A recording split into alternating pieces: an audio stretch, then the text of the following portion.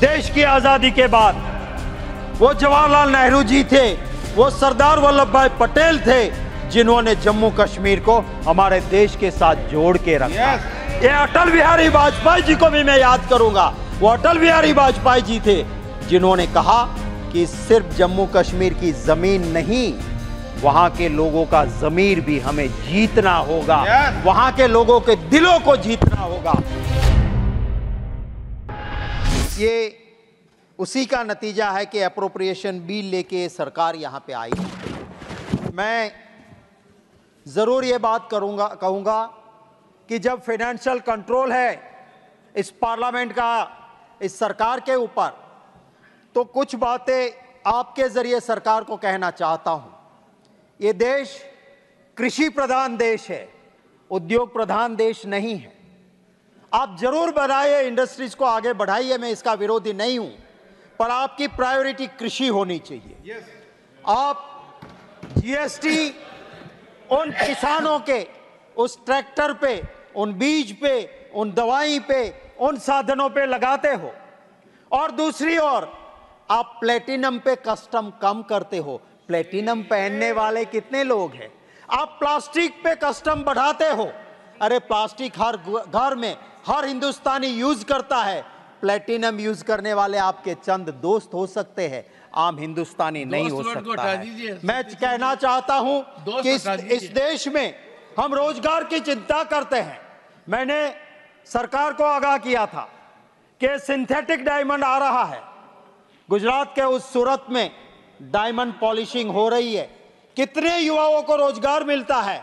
आप अगर चाइना के ऊपर कंट्रोल नहीं करोगे, आप सिंथेटिक डायमंड के ऊपर कंट्रोल नहीं रखोगे, वो बेरोजगार होगा। सूरत में डायमंड पॉलिशिंग करने वाला आज सुसाइड करने में मजबूर हो रहा है। सावन के महीने में वहां पे कारखाने बंद हो रहे हैं। सरकार की नीतियों की वजह से ये सब कुछ हो रहा है। नीतियों पे मैं चर्चा करता हूं क्योंकि मैं मेरी मर्यादा जानता हूं एप्रोप्रिएशन बिल पे बोलने की।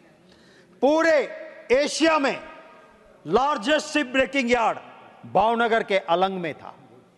आज वो अलंग की हालत क्या करके रख दी है आपने?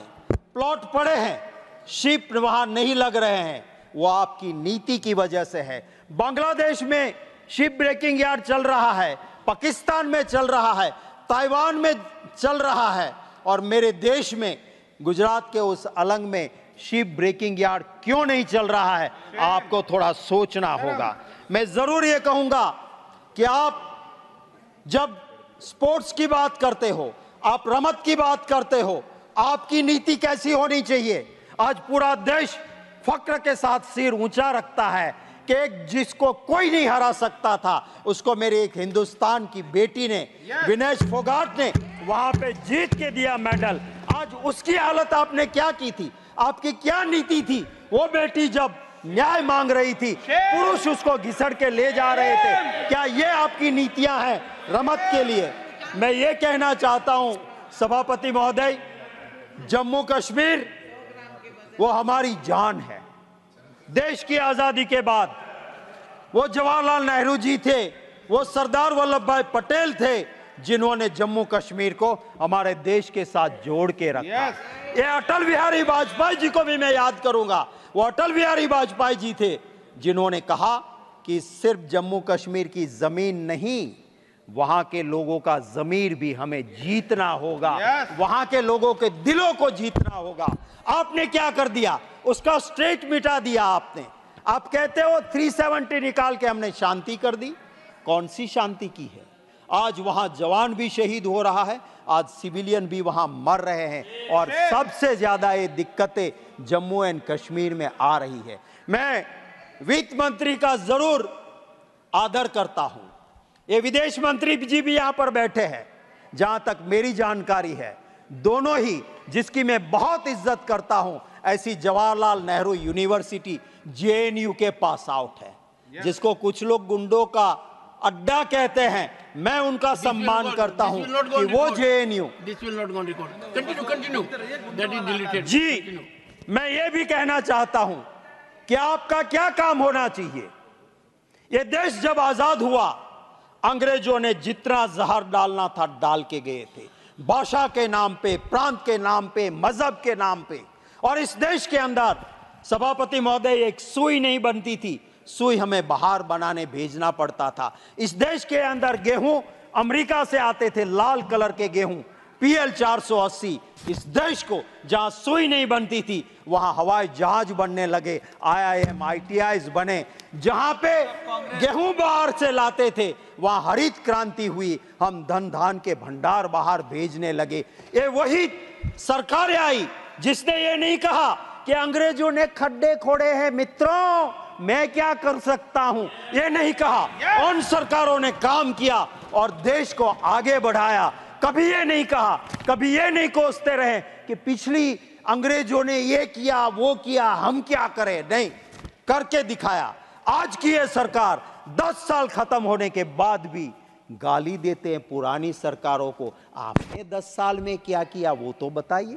अरे आप पुरानी सरकार को गालियां देते हो, जहां अटल बिहारी वाजपेयी जी भी रहे, जहां चंद्रशेखर जी भी रहे और सरकारें भी रही, आपको उनकी अच्छी बातें दिखाई नहीं देती है। मैं ये जरूर कहूंगा कि आज आप जो GST का, कल ही मेरा क्वेश्चन था सभापति महोदय, GST में जितनी गड़बड़ियां हो रही है, आप टैक्स का नया स्ट्रक्चर लेके आते हो, पर पुराने स्ट्रक्चर में कौन चोरी कर रहा है इसको पकड़ने की आपकी अपनी काबिलियत होनी चाहिए।